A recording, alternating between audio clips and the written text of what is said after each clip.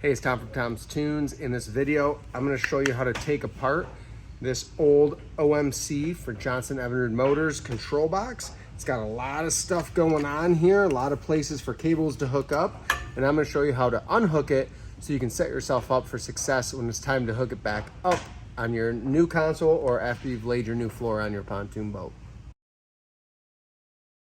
This is a control box that a lot of you are probably going to come across if you're restoring an older pontoon with an older Johnson or Evinrude. This happens to be, take a peek, this is actually a somewhat newer, late 90s, early 2000s Evinrude 4-stroke, but this control box works on a lot of these different motors, and I've had emails before, people asking how to go about uninstalling and reinstalling these. The key is, in order to reinstall it, is take time to note things when you're uninstalling. So I've unhooked from this control. There is a 3-wire harness. That's your trim and tilt. If you have trim and tilt, there's a switch here. That's underneath the back side. And there's also a pair of yellow with a red stripe wires coming out of this. That's a neutral safety device so that you can't start the motor while it's in gear. I've already cut or unhooked or unspliced, however yours are connected. Mine were all just spliced together, so I cut them and I'll resplice them when we get there. That's all you need to know from the control box side. From here, there's 4 screws that are gonna come out. They're typically just a stainless screw. You'll remove those, and then this will lift right off. This is just a cover. Make sure you keep track of this little tab. A lot of times this rubber button, so it's just a cover for a button. A lot of times that comes right off, so keep track of that because that will reinsert into your cover when you put it back together.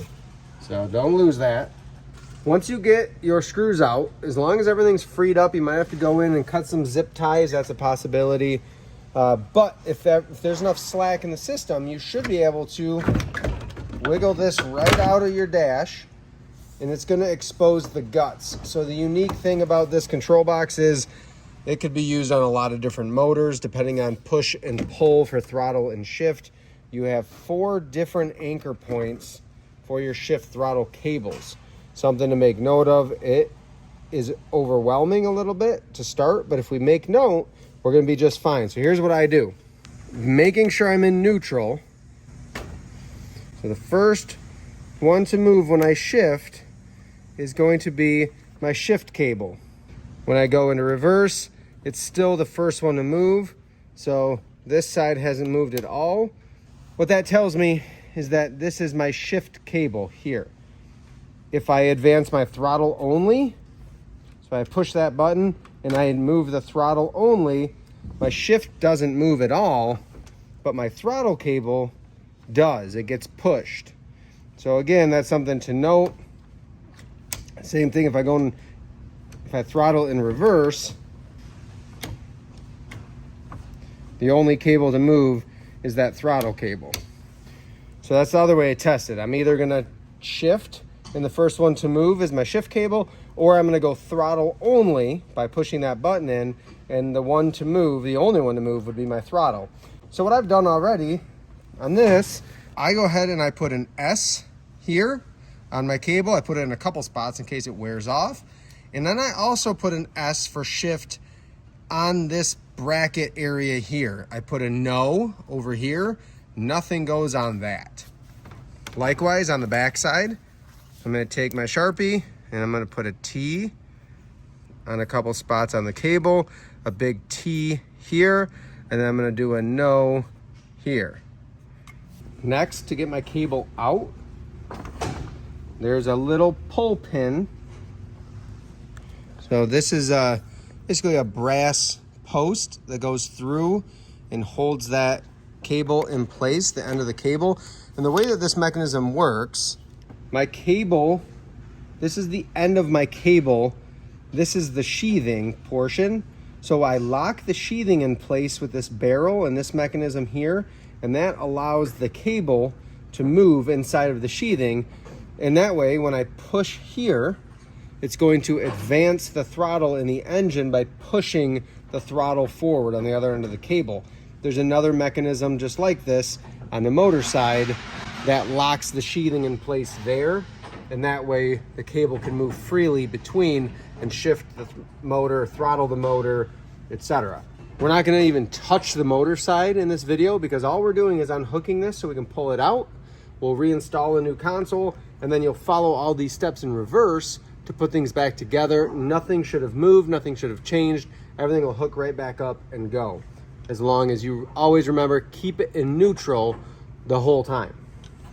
So I can turn that post to get a little better access at my pin here.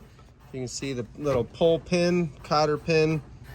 I'm gonna pull that out. I just use a small pair of pliers, get a hold of the end of it. If you need to pinch it down, you can, but usually if you can get the end, we can wiggle that out. And don't lose that, or be prepared to go to the hardware store and get another one.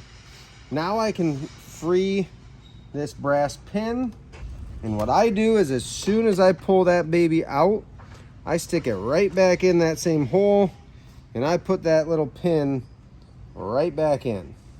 Now that pin's gonna stay right here. I'm not gonna lose it, I'm not gonna forget. And you could even put a little T on that brass post too. Now to free the rest of my cable, it's locked in by this mechanism here.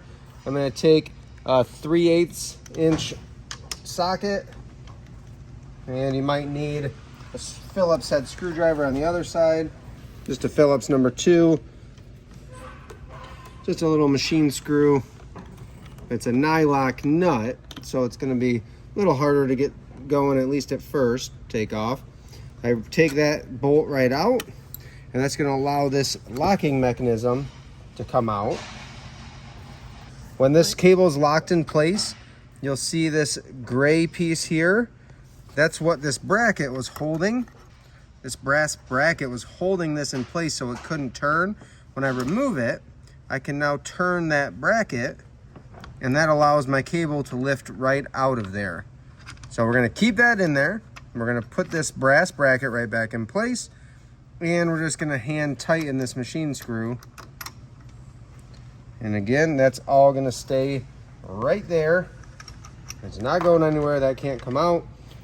That throttle cable is free. We're gonna flip it over, do the same thing with my shift cable. So I'm gonna get that pin out first. Free my pin, put it right back in the same hole that it was in, and it's important to make note that you put it back in the same hole where it was, just so everything shifts and throttles the same way it did before. Slide your pin back in. I spread it just a little bit so it can't fall out. That pin's in, and our last step to remove it is removing that machine screw.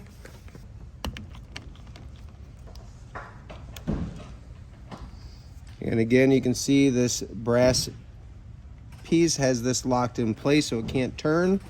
When I remove it, it's going to allow me to just turn that bracket far enough to lift my cable right out. With that bracket back in place, I can go ahead and tighten this nylock nut back down. And I don't know if you caught it, but that barrel piece of my shift cable broke in two. Not the first time that's happened.